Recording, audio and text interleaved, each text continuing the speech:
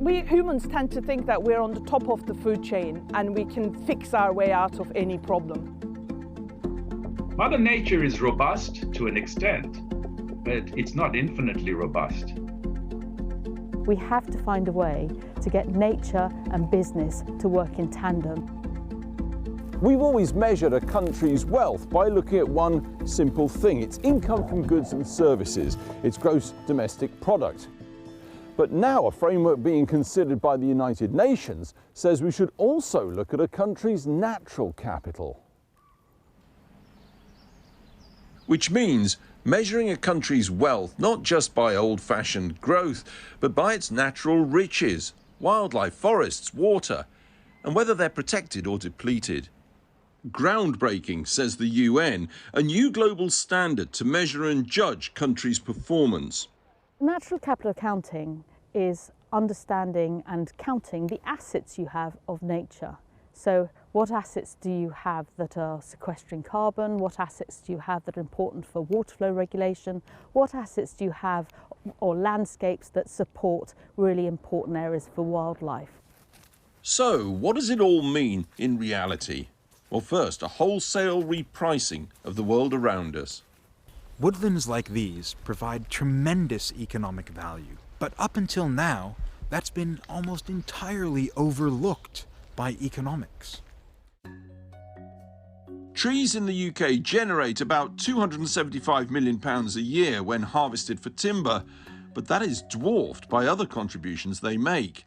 They trap and absorb toxic pollutants, sequester heaps of carbon. They help prevent floods, reduce noise pollution, and contribute to temperature regulation and recreation. Now combined, this puts their natural capital value at over 12 times that of their market value as timber.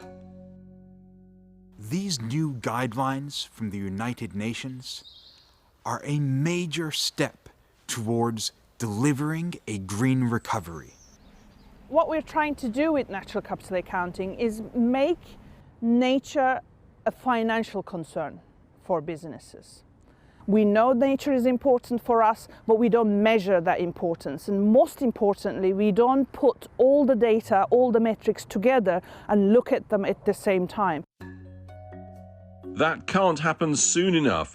Between 1990 and 2014, the biggest 10 economies grew in GDP, but just one, France, did it without a decline in natural wealth. The UK's decline was the worst of the lot.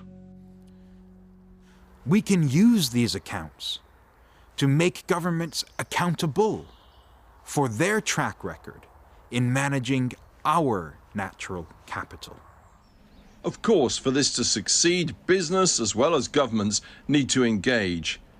And natural capital accounting is attracting fans in unlikely places, like the City of London. This is a paradigm shift. It's a fundamental change in the way in which we think about corporate profits, and it's incredibly exciting. When we invest in a company, it's really important that we look at the full impact of their profits, so profits after their impact on the environment, and only then will we understand the true impact on the natural world. Boardrooms to bar rooms, square mile to village green, this recalibration affects us all.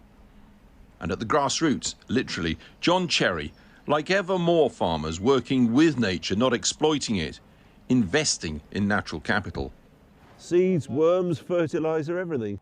There are more living creatures in this handful of soil than there are people on the planet. It's a fantastically complicated ecosystem. It's a kind of poor man's rainforest. By maintaining high-quality soil, John's attracted investment from a water company, which subsidises work at farms like his.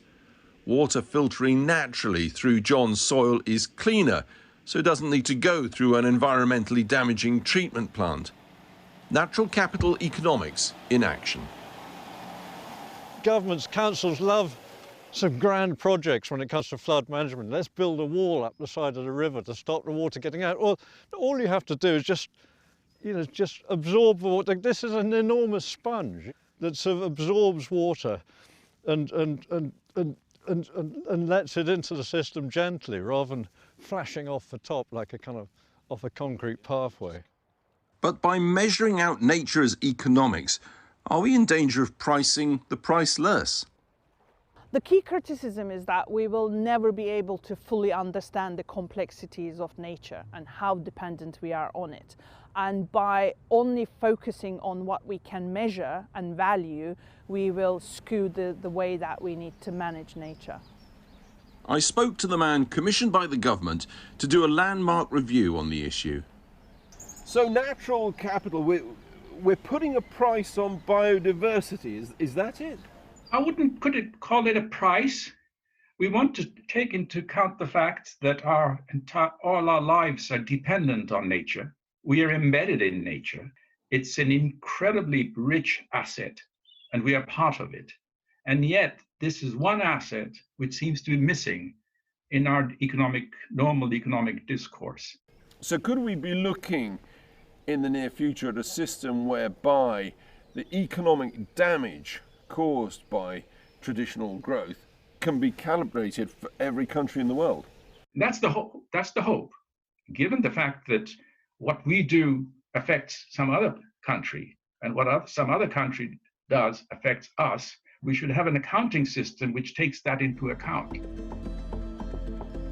Do that, and you begin to reinvent economics as if reality mattered.